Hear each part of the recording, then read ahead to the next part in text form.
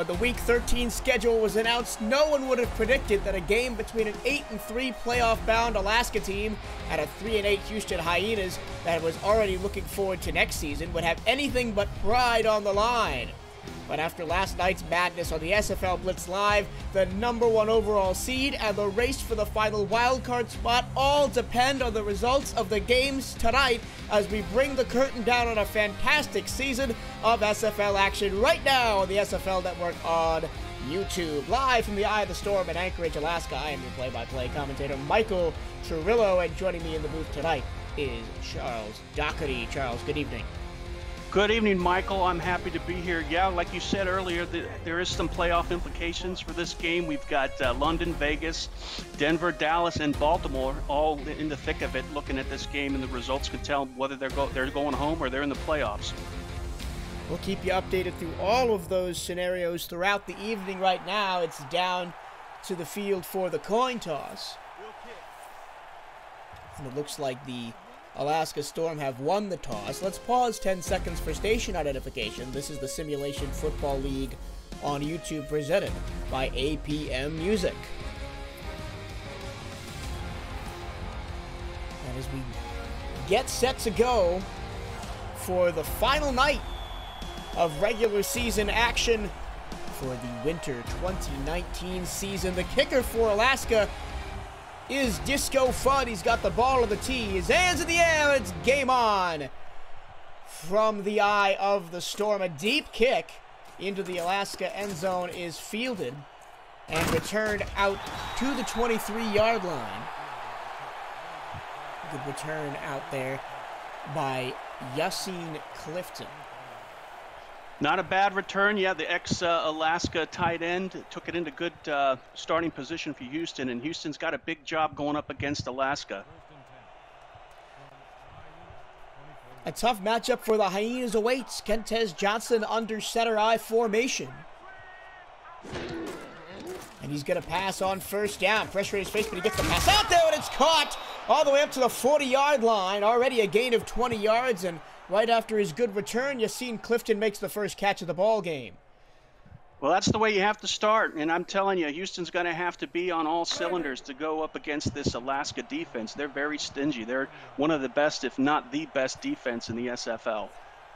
They only give up 18 points per game. That's the best by that margin in the Simulation Football League. 1st and 10 from the 40. Here's the first carry for Warren Murray. And he gets 3 yards on first down. Here's the rundown of the Houston offense. Quarterback Kentez Johnson, running back Warren Murray, wide receivers Leroy Brown and D.R. Sim, tight end Yassine Clifton.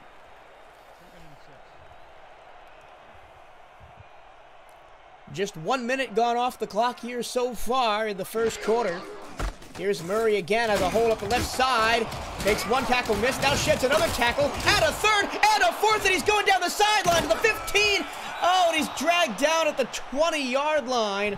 A tremendous chase from behind by Ryan Tobin. The free safety prevented a touchdown by Warren Murray. Yeah, you see Murray going off to the left and gets by the first tackler, gets by the second, powers his way through, and I thought he was going to go all the way. 21 caught up to number 21 as Warren Murray almost took it to the house, but he got about 40 yards out of it. Now they're at the Alaska 20, officially in the SFL, presented by APM Music Red Zone for the first time today, as Murray gets 3 yards off the right side. Here's the Alaska defense. Safeties Ryan Tobin and Andrew Francis, corners Ryan Davidson and Evan Carroll, and the two dominant defensive ends, Alex Dominguez and Kevin Bain.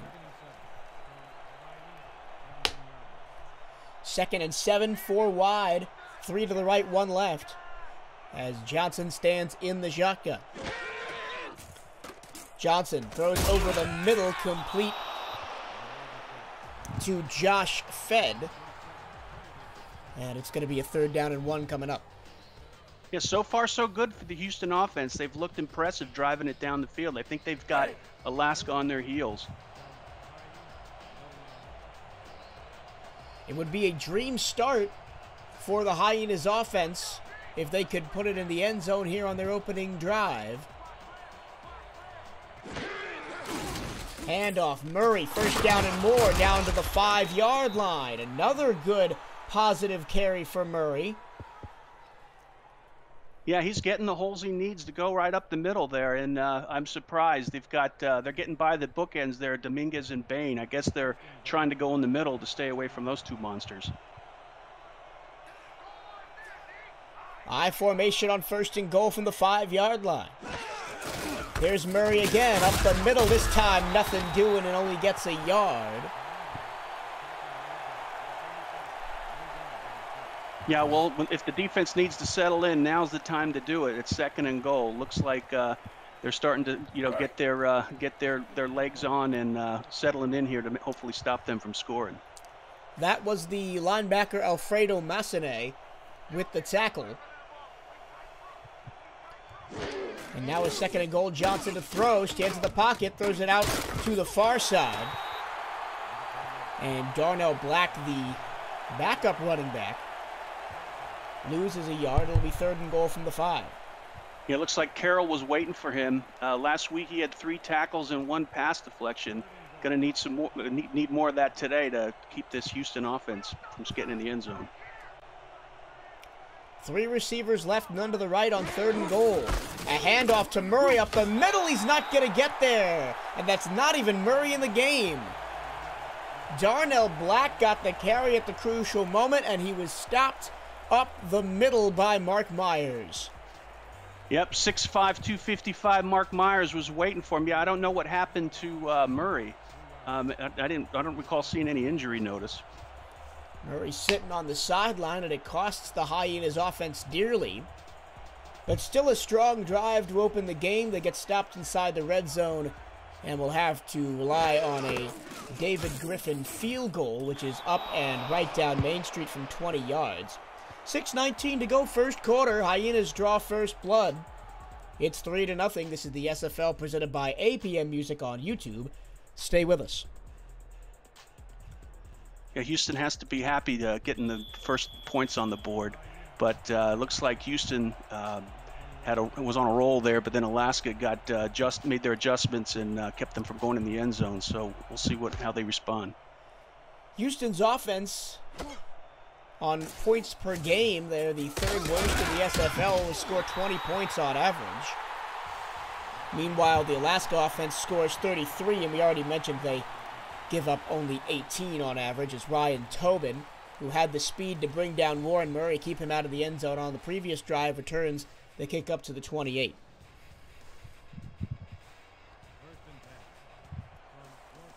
So here is Ron Cochran and the rest of the Alaska Storm offense.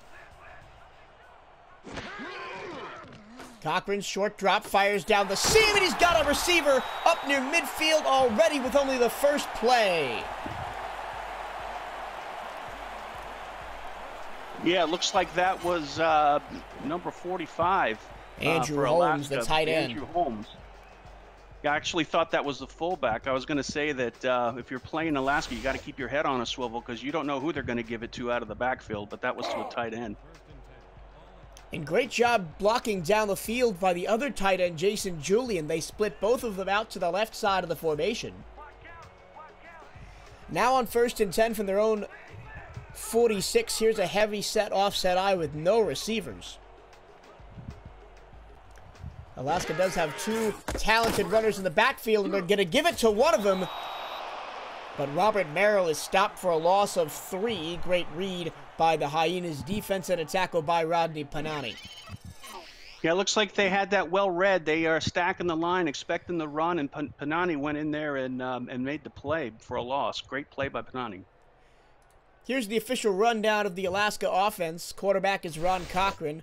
Running back is Robert Merrill. Fullback Jason Williams. Wide receivers Jeff Como and Optimus Klein. After the loss, it's 2nd and 13, and they're going to split 4 receivers out wide over the middle, and it's batted away. Good play there by Damian Hutchison, intended for Como. Yeah, that was a dangerous play in the middle. Could have gone the other way, but it looks like they get another chance to survive and move the ball down the field. I thought he was going to come away with that one. It was a diving stop to keep the ball out of the hands of the talented receiver Como in his 3rd season here in Alaska. If you're going to beat Alaska, you have to make those plays. Now Cochran sends them all out there. 5 wide, 3 to the top of your picture, 2 to the bottom on 3rd and 13. Here comes the blitz. Cochran under pressure, throws down the middle, and it's caught. 1st down and more. Into Houston territory. Great catch, Jason Julian. Or rather, that's P.J. Hernandez, excuse me, with the grab. It looked like Cochran gave a fake and maybe pulled the safety off and found 85 there wide open, well, at least a step ahead of the cornerback there, but that was a great play to move the chains. Odd decision by Houston to send the wide receiver blitz on 3rd down and 13, but they did it anyway. It allowed Alaska to move the chains. Here's the first run of the game for Jason Williams as he stopped in the hole by Hutchison. Yeah, they're within field goal range now, so Houston's got, if they're going to stay in this game, they're going to definitely have to keep them from moving the ball because they can't let Alaska put any points on the board. Houston's going to have to keep Alaska's offensive possessions to a minimum here. Cochran floats it out far side to Merrill, has some room to run. He almost got a 1st down, and he does pick it up. Barely stretches the ball across the line to gain as he was getting tackled. And a fresh set of downs for the Storm. Yeah, he was wide open for that swing pass, and that was a very close call there as far as the ball spotting, but looks like he made the 1st down. Yep. A very tight call. Referees getting involved here today. Offset eye. Last time they were in this formation, they lost 3 yards earlier in the drive. This time it's a fullback dive to Williams, and Williams gets 8 yards after trucking a man, eventually needing to be brought down by B.J. Lovelace. You know, like I said earlier, you got to keep your head on a swivel. You don't know who's going to get the ball out of the backfield, but when Jason Williams get it, you better brace yourself because you've got a ton of bricks coming your way. Williams 6'3", 235 in his 2nd season, both in the league and with this Alaska Storm team. Here is here's Merrill this time, gets no yards on a carry. 3rd down and 2. From inside the red zone at the 15-yard line, clock working down under 3 minutes to go in the 1st. Yeah, this is a big play for Houston. The best they could do is stop them completely and get a field goal here. It's a play-action pass to the far side, complete 1st down and down to the 2-yard line. Another catch by P.J. Hernandez. Oh, nope, sorry, that's Optimus Klein. Picking up his 1st catch of the game, the big receiver out there, number 88. Yeah, Optimus had a great week last week. He had 117 yards and 2 touchdowns, and it looks like he's on path for having a decent game today. And now the Alaska Storm offense are set up in a beautiful position to take the lead here. 1st and goal from the 2. Cochran going to throw. Throws out to the far side, and Jason Williams walks it in. Put it on the board. Alaska scores for the 1st time tonight. Looks like he had Tristan Hatley out of position there and wasn't able to even touch him before he went into the end zone. Great play there. Jason Williams, that's his 3rd receiving touchdown of the season. And now they're going to set up to go for 2 here. Williams on the dive. He gets 8 points all by himself as Houston takes an 8-3 lead. Yeah, that's definitely worst case scenario for Houston on that last drive. They were, I'm sure they were hoping to keep him to a field goal, but now they're down by a full touchdown. And that's fantastic effort from Williams to break through a couple of Houston defenders. Wait, I'm confused because now they're setting up for an extra point.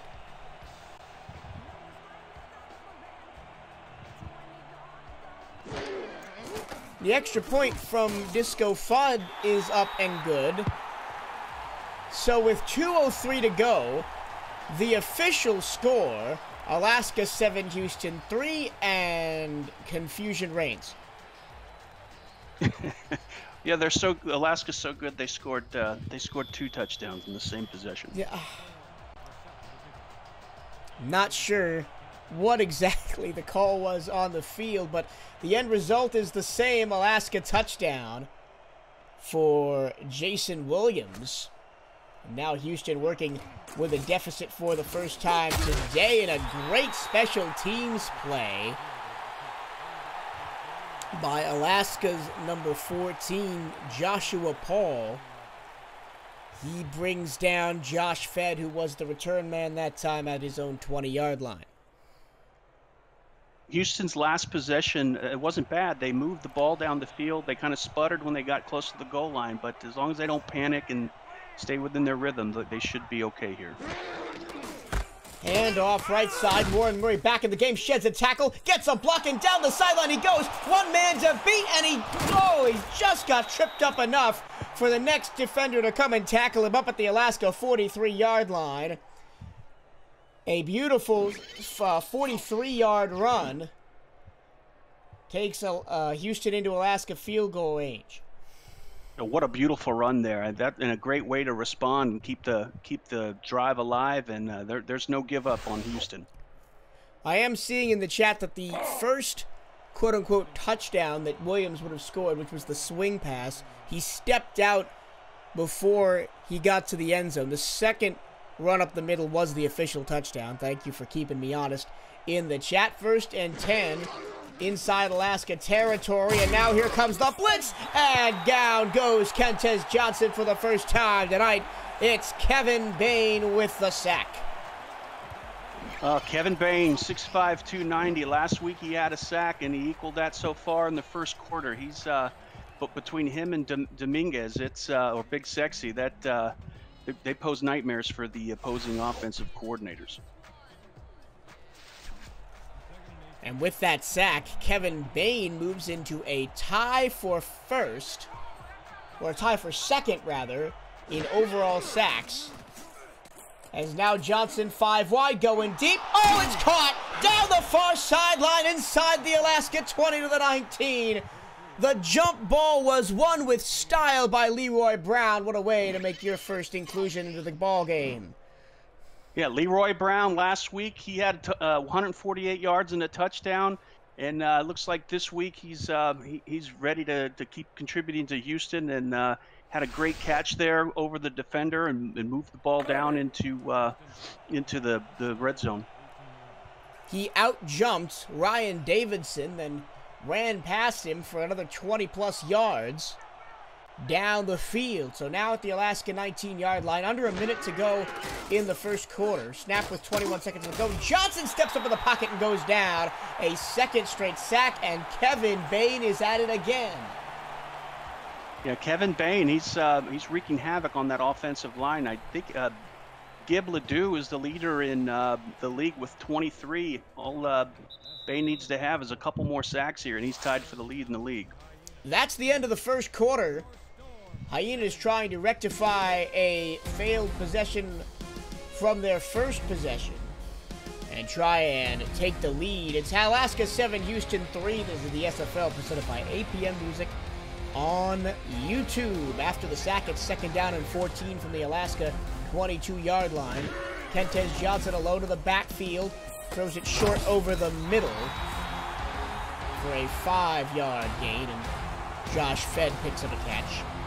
Michael Trillo, Charles Doherty with you here in Alaska for the final night of SFL regular season action. A lot riding on this seemingly meaningless game at the end of the season between an 8-3 and 3-8 team. 3rd and 9. 5 wide set for Johnson. He's going to throw out to the far side, and it's going to be tipped at incomplete. free safety on the scene. IB Lurkin was in the correct position to shut down that play, and out comes David Griffin for a second time in as many drives. Well, they got to get this field goal going, and Alaska's got to put their foot on the head of the snake and keep Houston from putting points on the board. They're allowing them to stay in the game.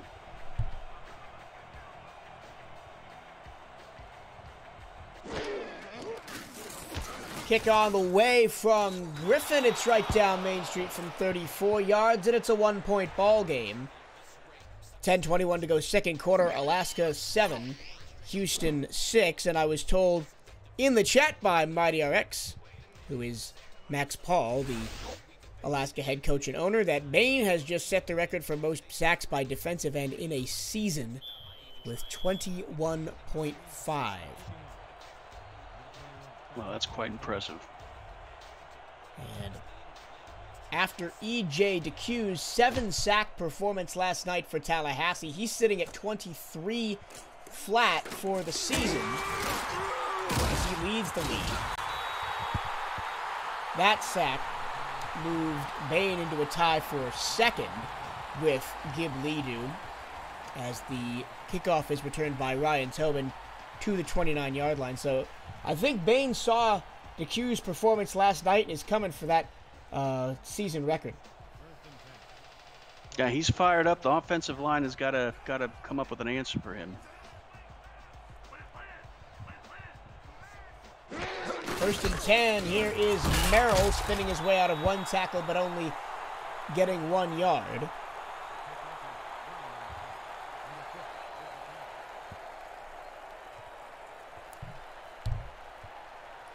We've got playoff scenarios aplenty to go over tonight. Queen City, in terms of wild cards, has clinched a playoff spot despite what happens tonight. Here is second down and 9. Cochran, pressure coming. He gets a block, throws it out there, and it's a shoestring catch. He almost took it off the ground, did Jeff Como. 11 yards and a first down at the Alaska 43. Anytime you give Cochran that amount of time, he's going to burn you, and we see it here. Good route run by Como, and again, he made him pay. You got to get pressure on Cochran, and so far he's had tons of time in the pocket.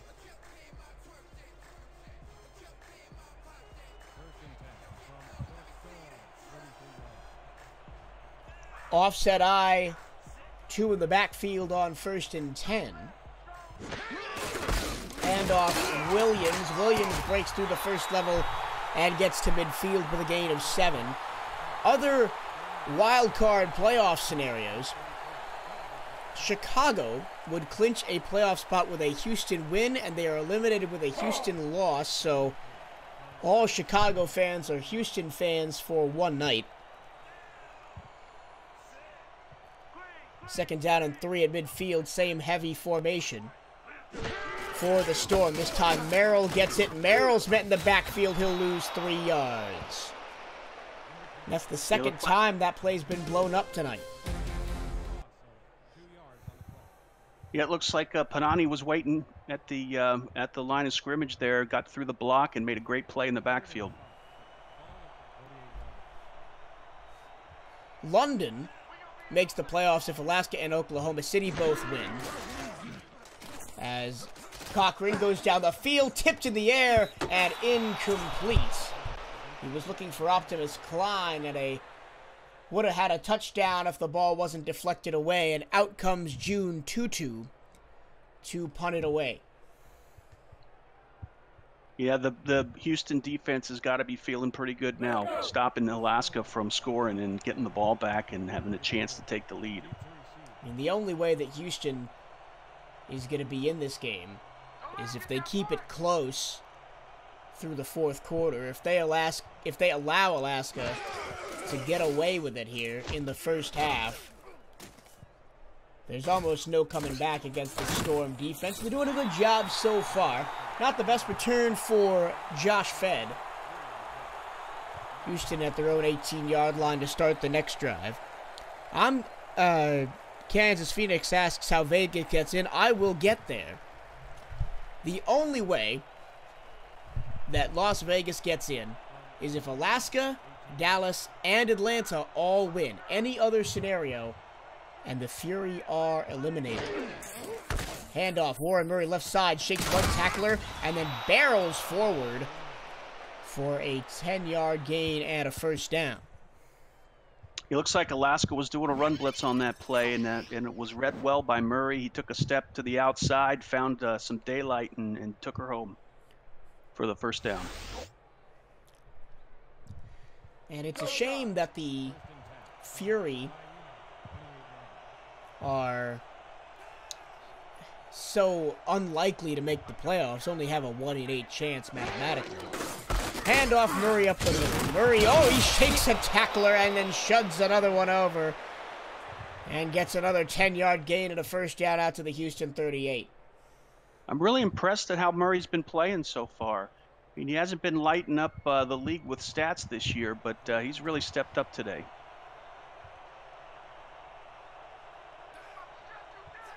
Now they're going to spread it out. 2 to the right, 1 to the left on 1st and 10. Johnson back to pass, throws to the far sideline. Complete for a 6-yard gain. DR Sim makes the catch.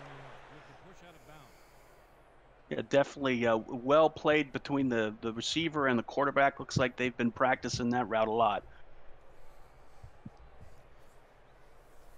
And with the heavy pressure that Alaska brings up the middle on almost every play, you've got to figure out some quick passes, quick out routes or passes in the flat. Here's Warren Murray. Another arm tackle is shaken as he gets across midfield to the Alaska 49, moves the chains once again. He's 3 for 3 on the drive. Yeah, it looks like Alaska sent some extra guys up there to stop the run, but the offensive line blew them off at the line of scrimmage and took control and gave a hole for Murray to go through.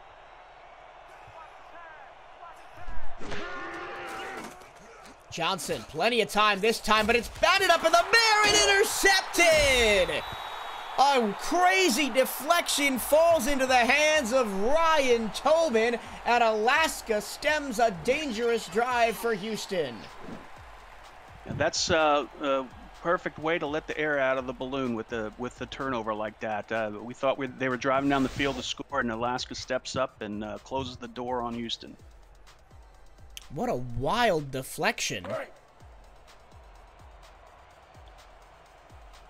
Bounced off, looked like the helmet of the intended receiver, way up into the air, and Tobin caught it like a center fielder catching a fly ball. Now Cochran back on offense, throws in the flat to Jason Williams with some room to run. He'll pick up 7 yards to the near side before he is tackled there at the 42-yard line. Yeah, Houston's got to hold it together. It's hard to it's hard to stay focused after a turnover like that, but they can't let Alaska take over and get this game out of hand. 2nd down and 3. Handoff Merrill. Merrill gets back to the line of scrimmage and falls forward for 1 yard. It'll be a 3rd and 2. B.J. Lovelace on the linebacker blitz made the tackle. It looks like looked like he was holding his hip there. I thought maybe he had a little stinger there, but he shook it off. Well, he's still put some in the spit formation. on it and rubbed it, and he's ready to go. Still in the formation on 3rd down and 2. Only Merrill in the backfield. Merrill's going to get it. Skip past one, spin past another, and pick up a first down there across midfield to the Houston 38-yard line. It looks like they only had 3 guys going in to stop the run, and I don't think that's ever a good idea when you got Alaska in a running play. And not the correct defensive matchup there. They thought that Cochran was going to pass, and now they're going to continue to ground and pound the football as Robert Merrill gets 2 more yards tackled by Peters. Yeah, they're slowly creeping up there into scoring range, and Houston's got to buckle down and stop them to keep in the game, because again, you don't want to let Alaska start getting some momentum. Clock's moving pretty fast here, down under 5 minutes to go in the first half. Here's a 7-step drop for Cochran, throws over the middle, caught, and a first down to the Houston 26. Jeff Como picks up another catch, and he was dragged down from behind on the play, and he had some green space in front of him if he would have been able to shove that tackle off. It looks like on that play they were only sending 3 in. I'm scratching my head on that, but you don't want to give Cochran time because he'll burn you every play. They've got the 1-2 punch in the backfield, and they're going to flare it out to Merrill, who's going the wrong way, and he's going to lose a yard.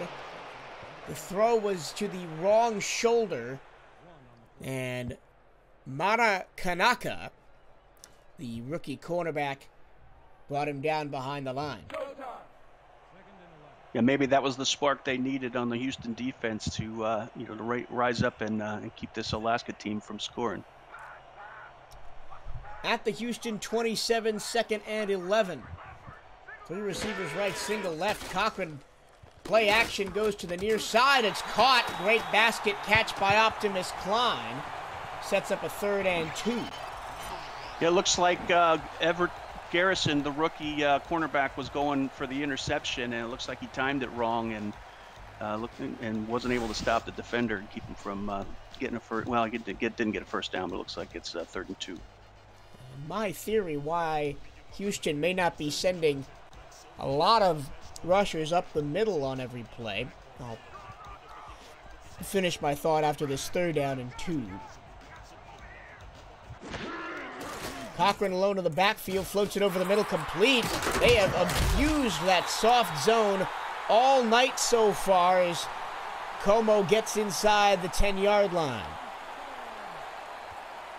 Yeah, I mean, Cochran's going to pick him apart if he's going up against a soft zone like that. I mean, he's not getting any rush at all, and he has plenty of time to find the right guy and move the ball. 1st and goal from just inside the 10. Cochran hands to Williams up the middle, dragging defenders down inside the 1-yard line. It'll be 2nd and goal. I'm not getting fooled this time, Williams. He didn't cross the plane. I was almost fooled there. I thought he was in. But this is definitely Jason Williams territory from inside the 1, 2nd and goal. 5 seconds until the 2-minute warning. He's going to get the play off. It's going to go to Merrill. He's going to walk in untouched, put it on the board. Alaska extends the lead. Yeah, it was only time before they get in the end zone. Looks like Houston's a little gassed. They need to get to the sideline, break out the oxygen mask, and regroup. A turnover put the tired Houston defense on the field against an Alaska offense that very few have been able to stop this season. And the answer is a slow, methodical drive down for another touchdown.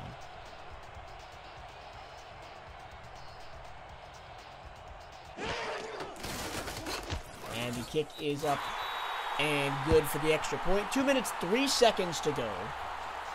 Alaska 14, Houston 6. And the Hyenas are not out of this by any stretch of the imagination. They've just got to start turning these good drives from field goals into touchdowns. Yeah, they're definitely, they're still in it. They need to get some points on the board before the end of the half, and they just need to, not panic and try and limit their mistakes. They have to play near perfect football. Josh Fedd decides to take a knee in the end zone. Houston will start at their own 20-yard line. We're going to get one play before the 2-minute warning, as there is 2 minutes and 1 second. You see Murray's numbers, 114 yards on 8 carries. 1st down and 10. Here's Johnson, throws to the far side, complete DR sim. We've seen that play before. And it's good for 5 yards. That takes us to the Quip 2-minute warning of the first half. Alaska 14, Houston 6. This is the SFL presented by APM Music on YouTube. Stay with us.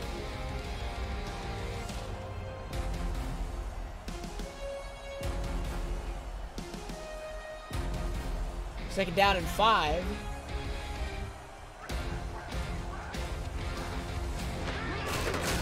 Handoff, Murray.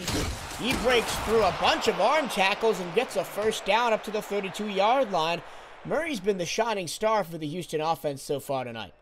Yeah, most definitely. I mean, he's almost met his stats from last week. Last week he had 122 yards. Looks like he's close to that now. Really impressed with his performance in this first half. And the offense is set up to give it to him again. I formation. He does get the ball. Hung up a little bit by his own blocker and then dragged down from behind. I mean, why not? I mean, he's every time he gets the ball, it looks like he's moving it in the right direction. So, you know, so far so good. Updated numbers on Kentez Johnson, 71 yards and an interception. Second down and 5. Johnson to throw to the near side. Complete for a first down, 5-yard gain. Leroy Brown picks up his second catch of the game. He's going to fall out of bounds and stop the clock with 58 seconds to go in the half, and there's going to be a review. And so we're going to see if the pass was indeed caught inbounds. Let's take a look. It's the Harrys. Close save. Close call challenge. And I think he got his foot in, and yeah. I think he got 2 feet in. I think it's going to stand. After review, the play stands. The pass was complete. 1 foot, 2 foot, it's all the same. First down. To the referee, R62. Confirms the ruling on the field, and Houston gets a first down.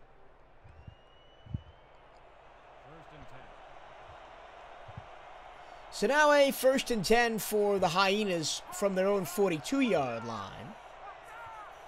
Already up 22 yards from where they started on this drive. Johnson throws out of the backfield to Murray, gets a block, puts his head down, charges through one tackler, and gets 9 yards on the play. Here comes the up-tempo offense with under a minute to go in the half. Handoff, Murray, left side, didn't get there. Houston calls a timeout pending 3rd and 1. Yeah, they got 40 seconds left in the half, and I think they need to maybe think about passing on this one. Looks like the last couple plays were runs and some quick passes, but I think they're going to need to move it down a little further this time, or at least make an attempt. Maybe they were trying to get into field goal range, but it's not going to happen now. 3rd down and 1. Johnson, a quick pass to the far side, complete again to DR Sim. 1st and 10 at the Alaska 46. Stops the clock with 37 seconds to go.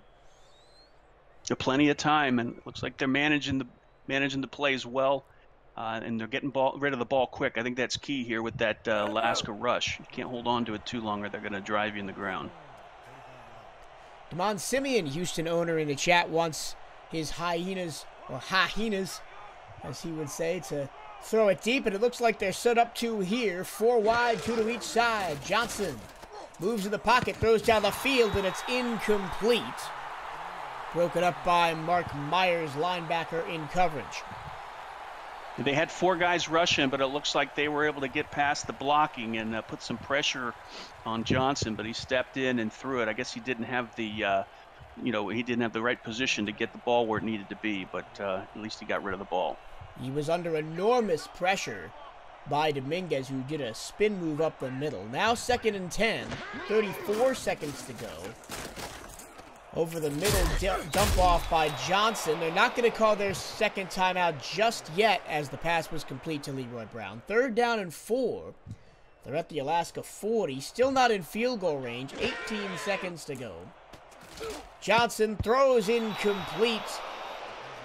He was looking for Josh Fedd, and it was broken up on the play. Keyshawn Paul. Well, it stops the clock. I think they're out of field goal range, I believe. So I believe they're going to be going for this. What do you think, Michael? I think they're going to be going for it, too. 15 seconds, you get a couple of shots at the end zone here. Well, no, it's 4th and 4, so they get 1 shot at the end zone. In Hail Mary formation, Down the field he goes, caught at the 15-yard line. Houston calls their second timeout.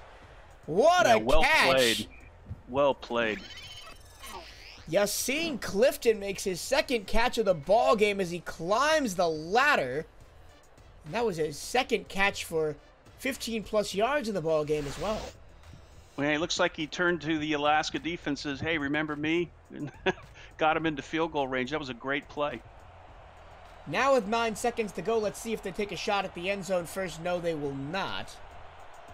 Which I'm not sure I agree with. You've got 9 seconds and a timeout, but they're going to go for the third David Griffin field goal of the first half.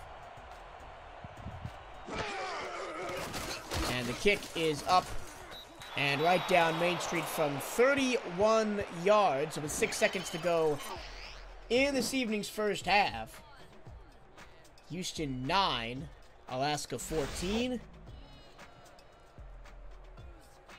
As we get to kick it off one more time before we go to the halftime interval.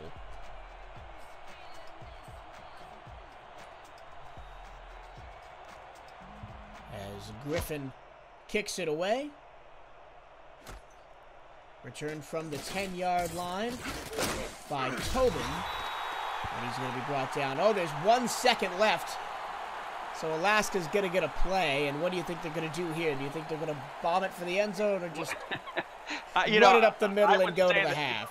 I would say they'd run up the middle, but every time I say that, they'll wind up, tossing it all the way for a touchdown. But, Houston's got to be happy with the way they're hanging in this game. They're only down by 5 points unless they do a miracle play here. Hockman's going to pass, but he's going to be conservative, and the clock hits 000. That's about as effective as a run up the middle. So we will go to the break here from Anchorage, Alaska, from the eye of the storm, and the Storm lead the Hyenas 14-9 at halftime. We'll be back after the break. This is the SFL presented by APM Music on YouTube.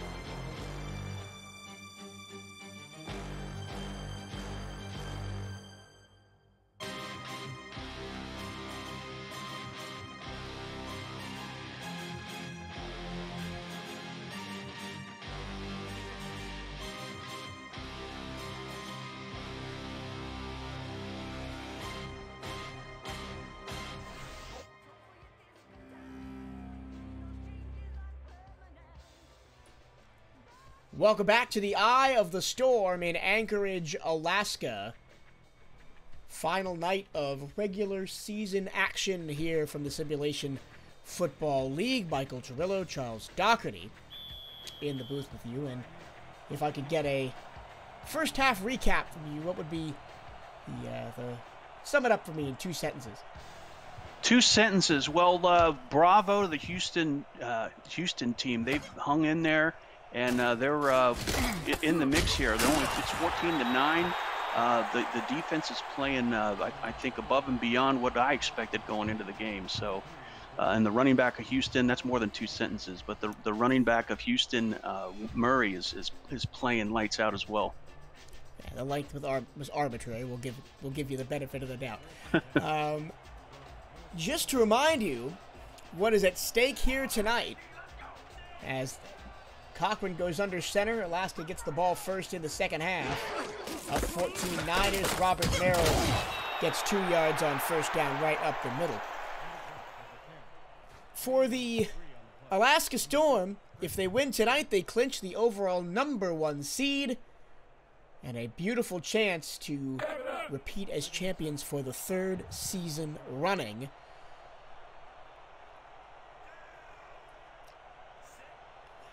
As a 2nd down and 8.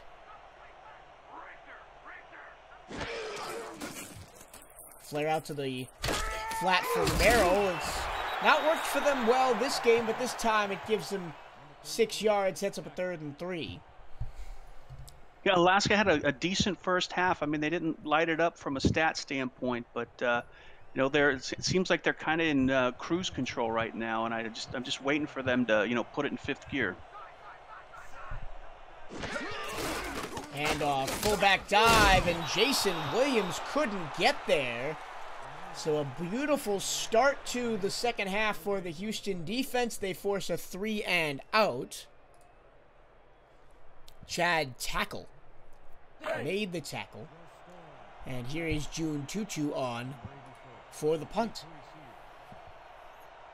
Yeah, Houston kept the momentum going into the second half. That's impressive. They get the ball back, and hopefully they can move the ball down and score and make this a even more interesting game. Returned by Fed up to the 28-yard line, and there are some people in the Windy City who are very interested in how this game plays out, because if Houston ends up pulling the upset here, they would make a wild card spot.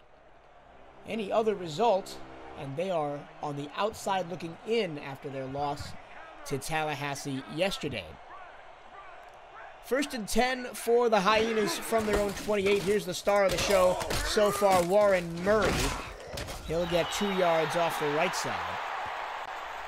Yeah, so Michael, he's got an 11-yard per carry average. That's not bad, is it? That's pretty good.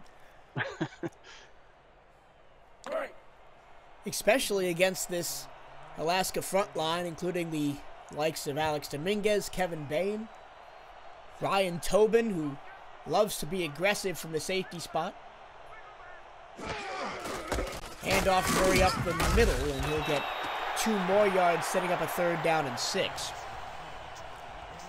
And what was the most surprising thing to me with the first half was Houston 3 times got down into the red zone and 3 times settled for field goals.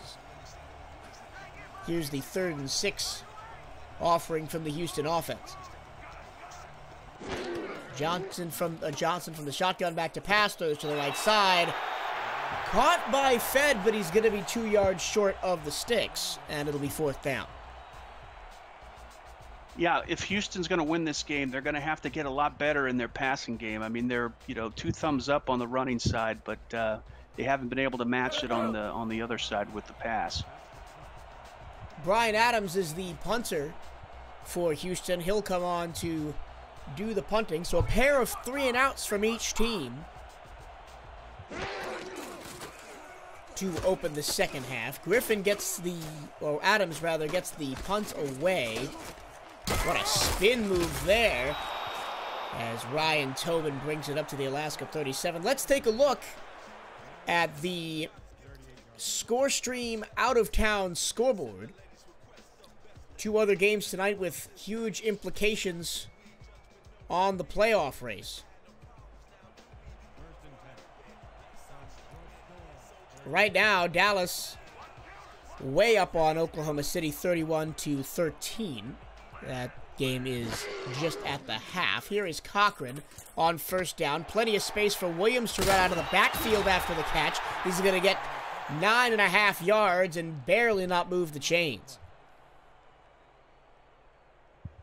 Yep, 2nd and inches for Alaska. They're doing the 1-2 punch with, excuse me, Merrill and Williams. Probably going to run Williams up the middle on this play.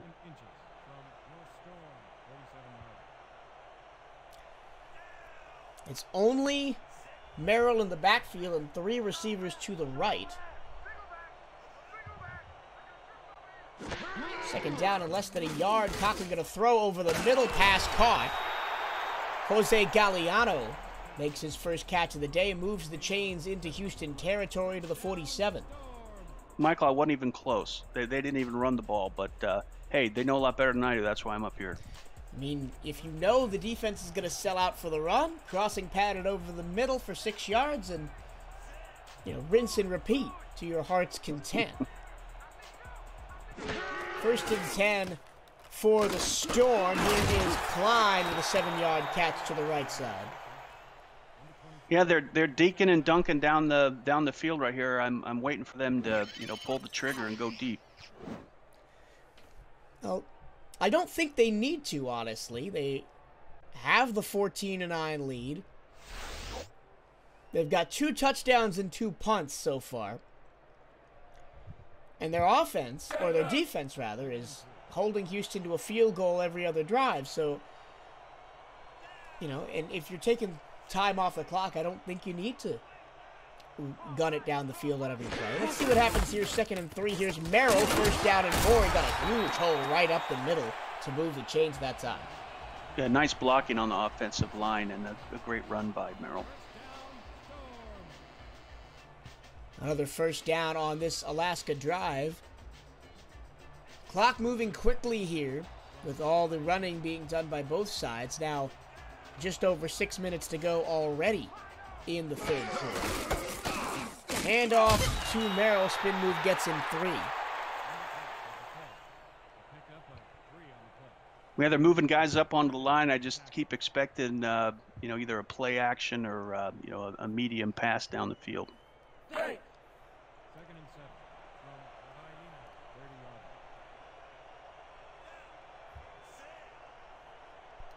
yards. 2nd down and 7. Offset I, 2 to the right, 1 to the left are the receivers. Handoff, Merrill for the 3rd straight play. He'll get 5. To complete the out-of-town scoreboard, it's a close game between Atlanta and St. Louis. Only 1 score in it. Atlanta 27, St. Louis 20. They have just begun the 4th quarter.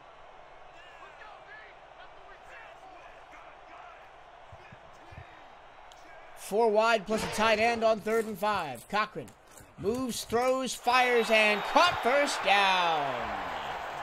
Optimus Klein there at the right Optimus time. Klein's been kind of chains. I'm sorry, Michael. Optimus Klein's been very quiet today, but right there he had a great catch there on the sideline and was able to get in for the first down. Oh, we got a challenge. Challenge by Houston. Hyenas are challenging. Whether the So pass it's inbound. a second Harry's close call challenge of the ball game. The first one went in Houston's favor. Let's see about this one. And I think he's in. Yep, I think he's in. After review, the play stands. And pass the was play does complete. stand. Catch was made prior to going out of Houston bounds. is charged a timeout, and if this game stays close all the way down to the end, First down. that could be huge, depending on who gets the final possession. Yeah, Alaska's been very methodical on this drive, and I just like a couple series ago, it looks like Houston's starting to get a little gassed. From the Houston 22, it's a 1st and 10. Hand off to Williams. He'll get 3 yards. From shave sets to handles, Harry's provides quality craftsmanship. Made in Germany, we make Harry's products from the finest materials and ingredients to ensure they perform as well as they possibly can. Use the coupon code SIMULATIONFL at purchase from Harry's.com, and a portion of your purchase supports the SFL. Harry's is the official razor of the Simulation Football League. Now, a 2nd and 7 after the run, and Cochran to throw. He throws to the far side, and Optimus Klein again caps the toes and makes it 1st and goal.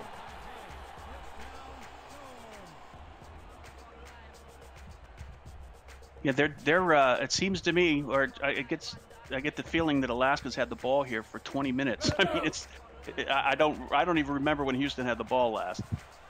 Well, they've only had one possession in this third quarter. It was a 3-and-out back after Alaska's 3-and-out, and so Alaska's had the ball for 6 or 7 minutes now. Cochran throws short and down to the 4-yard line as the catch is complete by Como. I thought it was great effort by Como. Right into the crowd, he was able to grab the ball. You know, receiving 101, bring the ball to you, and right in the crowd in their second and goal.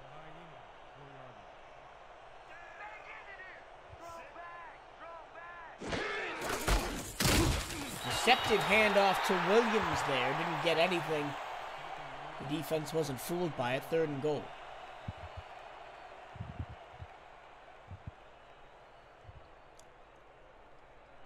B.J. Lovelace was there to make the tackle.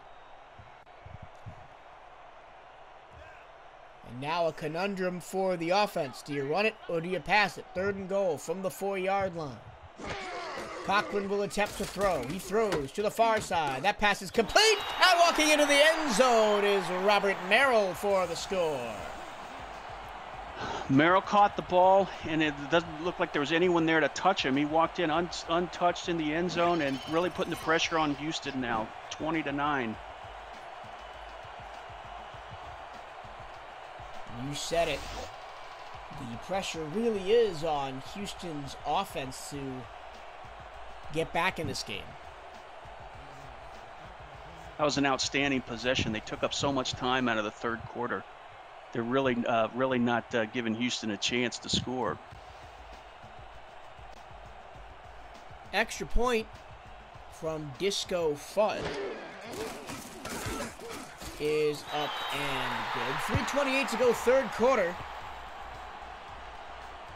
Alaska 21, Houston 9. This is the SFL presented by APM Music on YouTube. If results around the league hold as they stand, Chicago is eliminated. London is eliminated. So the 1-in-8 chance that Las Vegas has to clinch the final playoff spot is currently coming true. As Fed returns up to the 17, maybe should have just taken a knee in the end zone there. But yeah, Houston's got to think about moving the ball down the field a little bit quicker. I mean, the run's been successful, but it's eaten up time, and at this point, time's not what they have.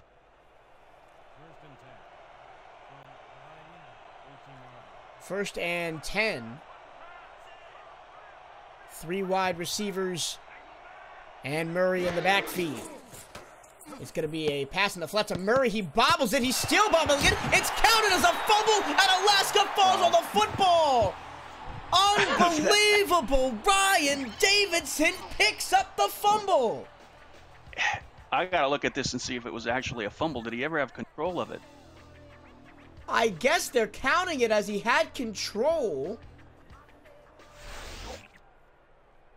Well, there you go. That we have a Well third done. Harry's close call challenge of the ball game as the extraordinary Everest graphic plays. That's not what we're going for right now. I'd be shocked if this stays. I mean, he never had control. I'm kind of inclined to agree. The chat is going crazy right now. Let's see what the referee has to say. You never know with 62, so let's see. And yes, Houston is not charged a timeout. He never had control of the football. Houston dodges, I'm not even going to say a bullet, they dodged a cannonball. That was an odd play. Because if you gave Alaska with a 21-9 lead in the third quarter, the ball inside the 15. So now it's a 2nd and 10 after the incompletion. Handoff Murray this time. He evades the rush and whoa, there he goes. He gets a block. He goes down the sideline. He escaped everyone, and that's got to be the ever scroll by movement block of the game. 11.4-yard average. Unbelievable. For a second there, I thought he was going to turn and run the other way, but man, he really put in the afterburners when he got around that tackle and blew into the, like, I think he got past the 50-yard line at least. And how about Larry Collins, right tackle, all the way upfield in front of the running back, laying the block on Andrew Francis and getting Murray about 20 more yards that he probably should have gotten on that play. Yeah, that's a scary sight when you see him coming at you. Now up at midfield, Murray again gets 7 yards. Ever scroll by movement blocks blue light to protect your eyes from digital screens. Don't hurt your eyes by checking out SFL action. Protect them and see every moment by using the promo code SimulationFL at purchase from MVMT.com. A portion of your purchase supports the SFL through our partnership movement, premium watches, sunglasses, and accessories. Here comes second down and 3. Oh, a stiff arm by, oh, and a hurdle of a defender, and down the sideline goes Murray again. Inside the 25 to the 23.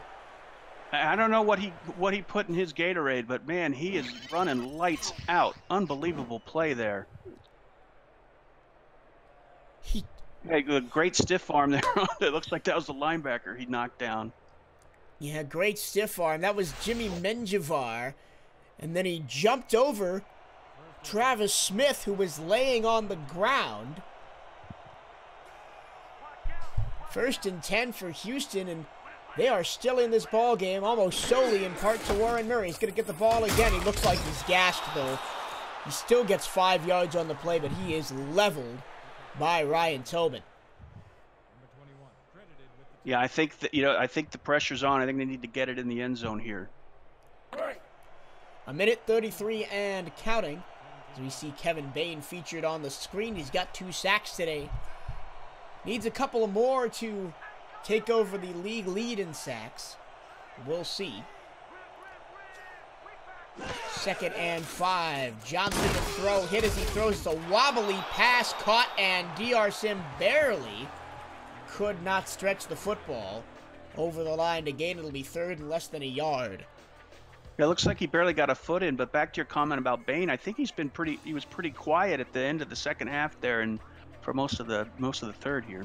Well, he's been pretty quiet because Houston has pretty much only run the ball. It looks like they're set up to do it again here. They've been feeding the hot hand. Here's Murray. Did he get there? Yes, he did. Ooh, he looks like he's moving real slow. Chris Mack, the linebacker, came up and made the tackle.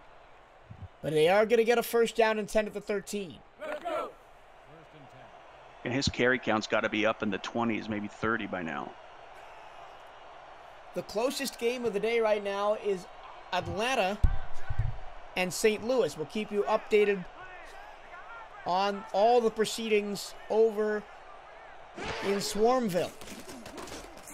Johnson hit as he throws. Ball goes into the turf. 2nd and 10. Bain barely denied another sack. I guess he was listening to us, Michael. Must be.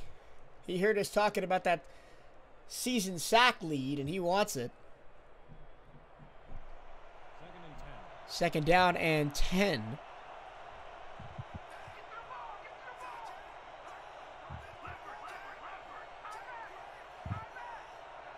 .26 seconds to go in the 3rd quarter. On 2nd and 10, Johnson over the middle. Caught by Clifton. Down to the 8, but that sets up a 3rd down and 6. They can get a 1st down inside the 2, but I think you've got to throw it to the colored paint here. Yeah, this is a big play, and if they're gonna pass it, they have to be spot on here, because Alaska is definitely one of the better defensive in a goal line situation like this. The clock hits triple zeros on the 3rd quarter. Put your 4s up in the chat, everybody. It is time for the final 11 minutes of the SFL regular season. Houston still hanging on to a sliver of hope. This is the play of the game. 3rd and 6 from the Alaska 8. Houston trying to avoid a 4th empty trip to the red zone. Murray over the middle, caught! It's a 1st down to the 1-yard line! Clifton couldn't get in the end zone, but they're going to have 4 more chances to do it. great catch by Clifton, but I'm really impressed with how Johnson stood in there. You know, they had sent 4 in, but they were putting pressure on him. He was able to get it off, put it right in the breadbasket to his tight end. Andrew Francis saved the touchdown, but now we're in Warren Murray territory. He's averaging, what was he, just 11 yards a carry? He only needs 1. He's going to get the handoff. He's going to charge his way into the end zone. Put it on the board. The Houston Hyenas are not done yet. What a great series for Houston. They've got to be chock full of confidence right now. They're hanging in there, and there's no quit in Houston. Now, do they go for the 2-point conversion? I don't think they will, because it wouldn't make it a one-score game. They're just going to kick the extra point. And seeing that David Griffin's perfect on the day, that's probably the smart idea. Yeah, I agree.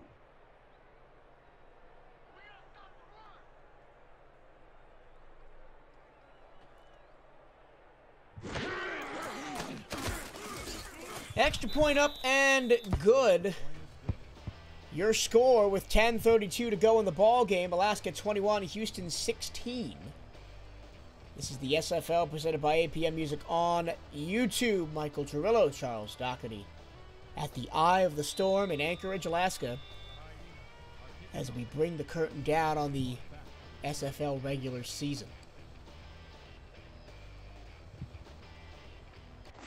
Atlanta, as updated by Blue Tiger in the chat, just kicked a field goal in their game as a spin move by Tobin gets him up to the 35. They lead 30-23. Remember, if all results that are currently alive hold, it would be Las Vegas taking the final playoff spot. From all conceivable probability, the Fury would get in. Here's the play action. Cochran throws to the far side, knocked away. Fantastic one-on-one defense as the pass was intended for Julian. Julian just waved him off. Hey, I'm coming back at you. But I expect this to Alaska to do exactly what they did the last possession.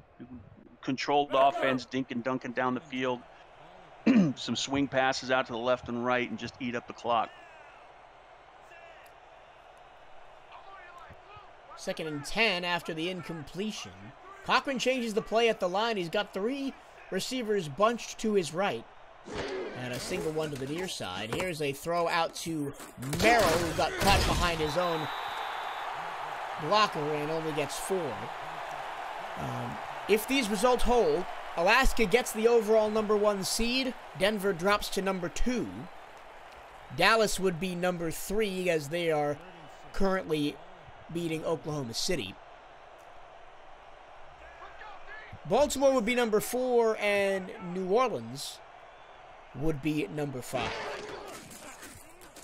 Cochran down the field, caught by Klein!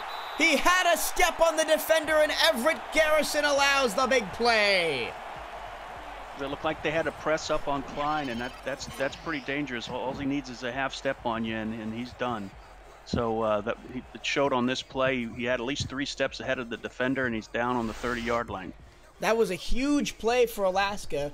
They're in, debatably, field goal range. They get to burn a lot more clock. That almost was a 3-and-out for the Houston defense.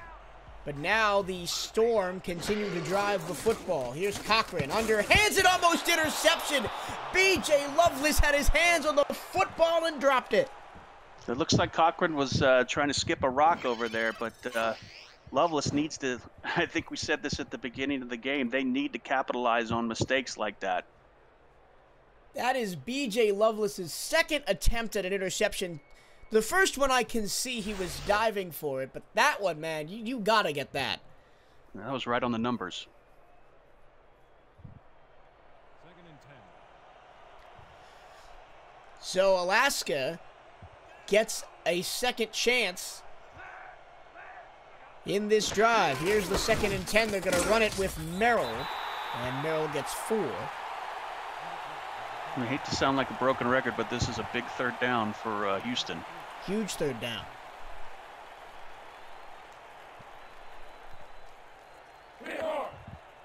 If they hold them to a field goal, it's an 8-point game, and Houston could tie with a touchdown and extra point.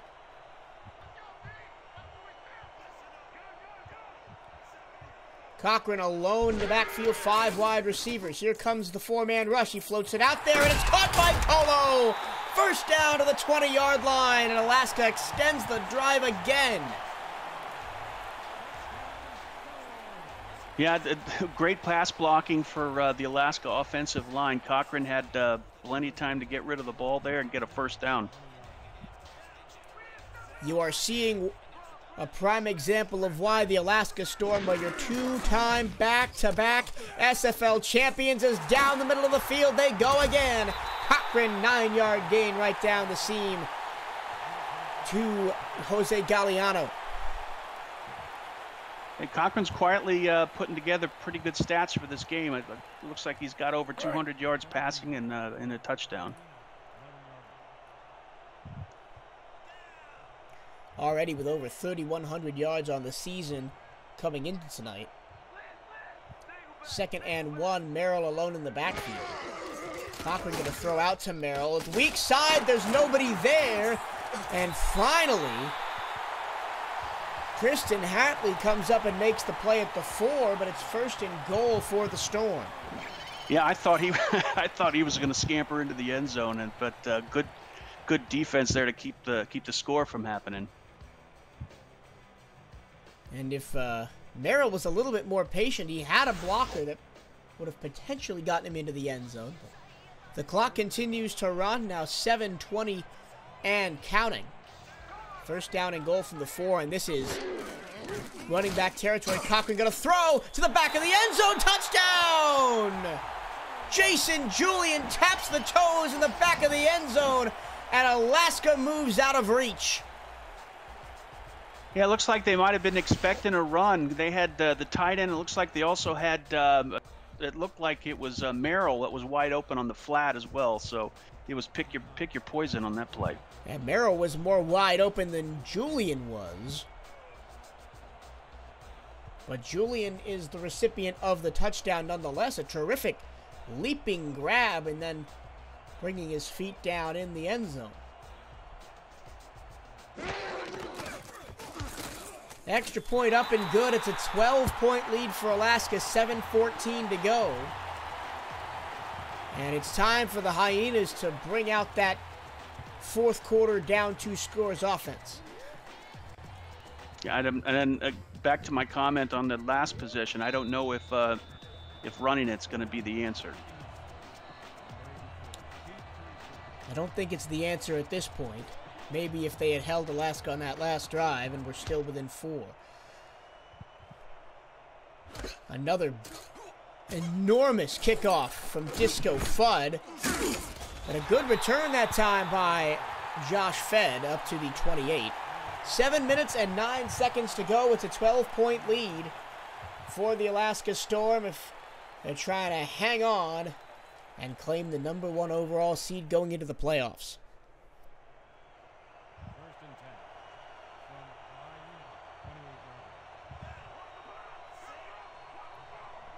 1st down and 10. Handoff up the middle, and Warren goes nowhere, or Murray rather goes nowhere. 195 yards. I didn't catch what the average was. I was blinded by the 195-yard carries. That's a pretty good score for a team that's only scored 16 points. Yeah, against Alaska as well. That's amazing. Johnson, sacked by Bain! He's even at the top of the sack leaderboards! Yeah, I think he knows it doing that celebration out there. You can't hold on to the ball, and Johnson paid for that one. He got to get rid of the ball quickly there, and we're at 3rd and 14. 3rd and 14, Johnson alone in the backfield, 5 receivers. Kentez to throw, moves to the pocket, throws across the middle, it's batted in the air and incomplete.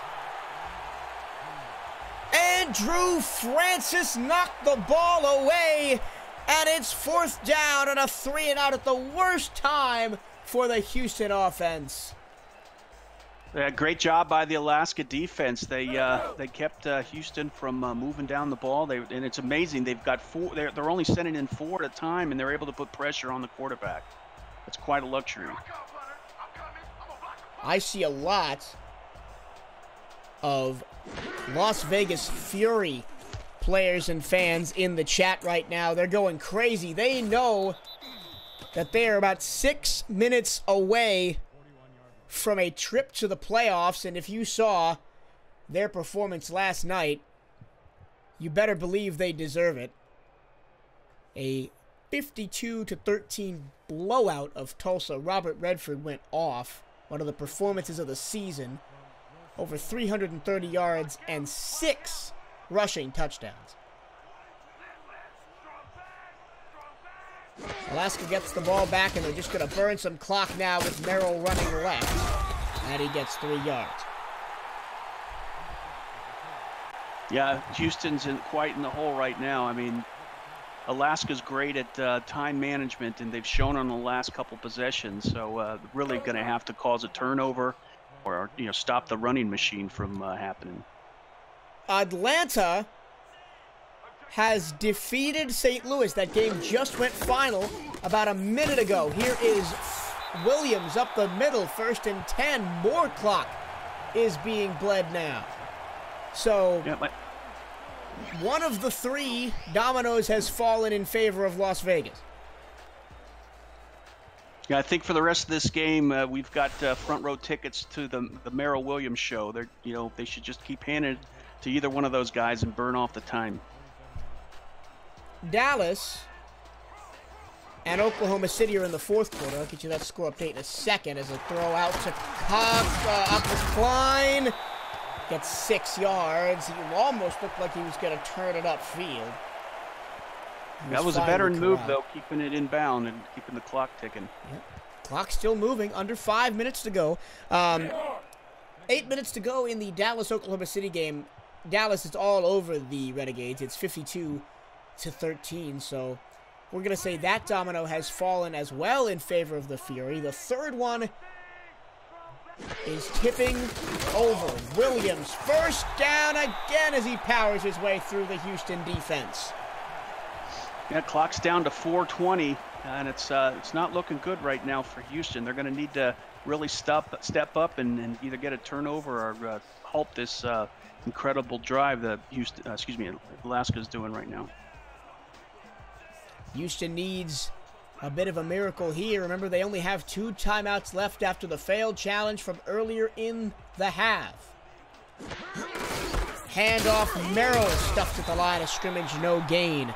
Chat shoutouts for the first official time tonight. Christian Punt, Kansas Phoenix, Mighty RX, Dabbas Davis, Alex Dominguez, Eric Dahlquist, Optimus Klein, Robert Redford, Blue Tiger, John Bond, Magic Bad to Bucks, Tom Rahman, Warren Murray, Damon Simeon, and everybody else watching on the SFL Network on YouTube tonight. Thank you for tuning in and spending your Monday evening with us.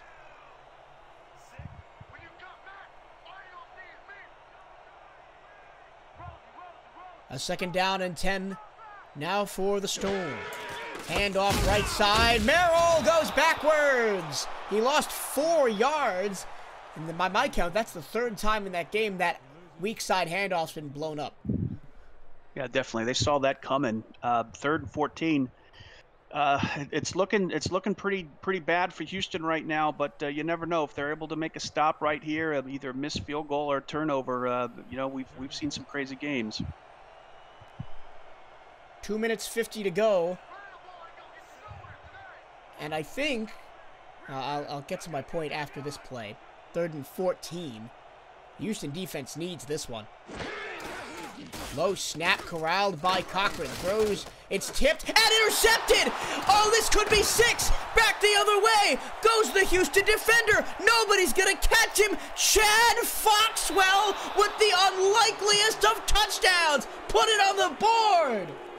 Unbelievable. We said they needed the TO, and they stood up and did it. Unbelievable play by Chad. took it to the house. It was batted in the air by Hatley, straight into the hands of Foxwell, and only green grass in front of him. I'm speechless. Yeah, I'm speechless as well. So we've got 2:26 left. There's still plenty of time, I think. There is still plenty of time, but I think Houston has to go for an onside kick after this extra point. And here's why. Alaska's offense has been so brutally efficient that if the Storm get the ball back, Houston may not have another offensive snap. Extra point up and good. I'm amazed Alaska pass. I'm sorry about Michael. I'm amazed Alaska even tried to pass on that possession. But it was 3rd and 14, and a first down pretty much ended the game. So, and they are set up for the onside kick. Here is the ball game, and here is the season for about 3 other teams. Kicks up in the air. It's batted around. It's on the ground. It's picked up by Alaska, but they're all the way back at their own 47. 2 timeouts plus the 2-minute warning. A 3-and-out by the Houston defense is still possible here.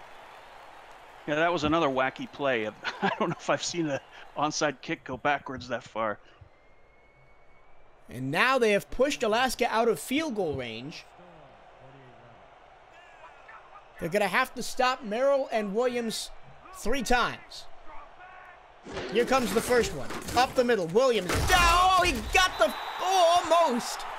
He almost got the first down stop with inches to spare, as that will take us to the Quip 2-minute warning of the second half.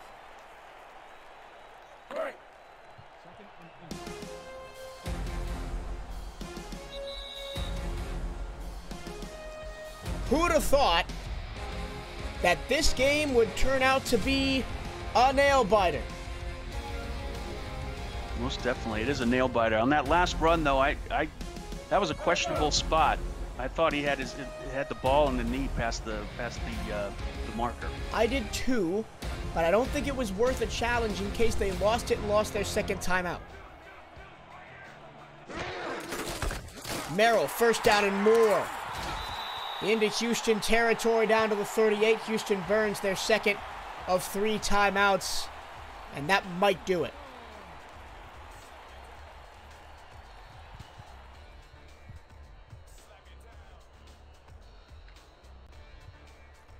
I think I've got the math right. That this game, no, it's not over because they're not in the victory formation. So they still have to move the football.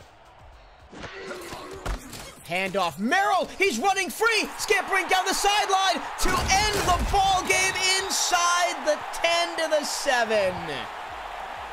That should just about do it. Yep, I think that's it. The Houston, though, played a heck of a game and hung in there. I'm really impressed that there was no quit in that Houston team.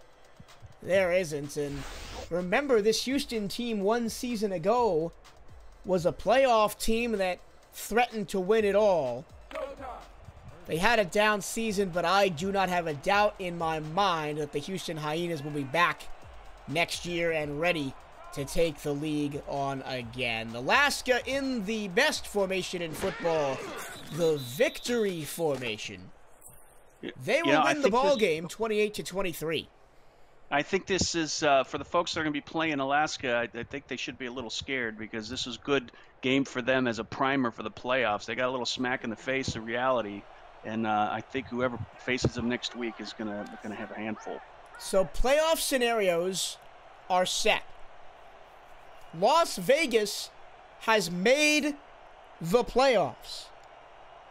They had a 1 in 8 chance. They needed every game on the schedule tonight to go their way, and it worked out. Chicago are eliminated, and London are eliminated. Those 2 teams find themselves on the outside looking in. So our 8 playoff teams are set. Well, 8 playoff teams are set. I can't do math. Final kneel down to the ball game coming up here. Alaska takes the number 1 seed. Denver will be number 2. Dallas number 3. Baltimore 4. New Orleans 5 is the top 5. Mexico City takes the last automatic quarterfinal spot. Sioux Falls, Tallahassee, Queen City, and Las Vegas are the wild cards. Look on Discord tonight, I'm sure pretty shortly, for the official wild card Thursday matchups, because we couldn't do it on Wednesday because the teams would not have enough time to prepare because we didn't know who the matchups were going to be.